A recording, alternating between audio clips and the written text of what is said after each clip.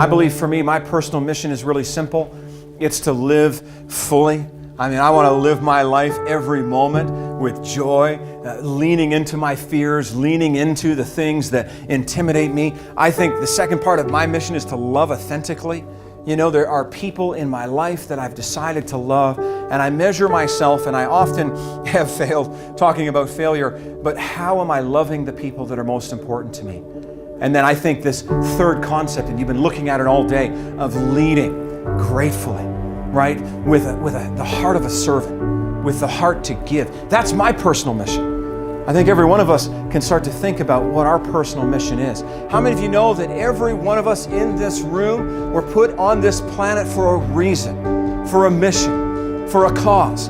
When my mission is made clear in my heart, it can be made manifest in my what?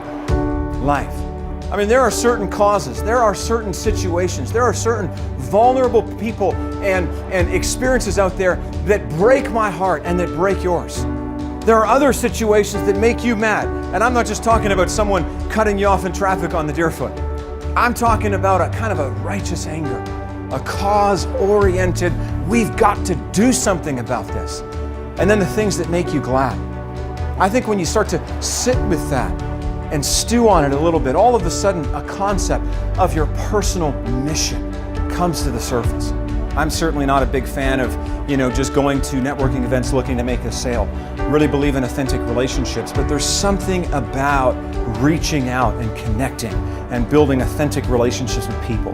Be a person of tenacity. Be a person of resilience. Have that capacity to bounce back. Be fiercely unyielding when it comes to pursuing your dream, because your dream is absolutely worth it. Self-confidence is way more attractive than just physical attraction. How many of you know what I'm talking about? This is the way that you carry yourself.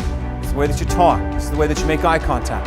And so if you can remember this one thing, that when you feel safe, you perform at your best. When you feel confident, the best of you comes out. When you don't feel confident, all those creative parts shut down. And people aren't seeing the best of you.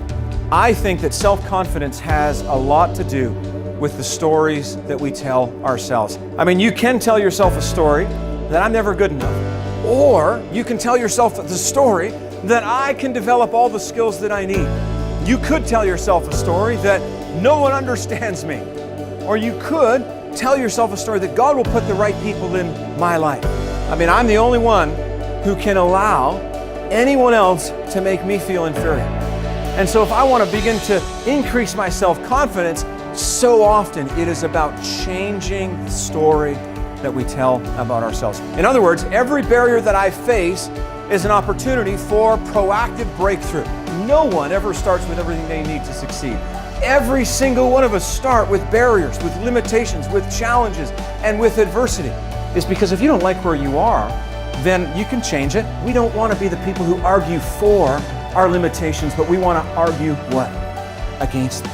Break through.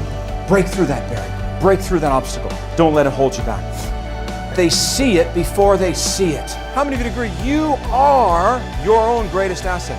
One thing about entrepreneurs and leaders is they understand this.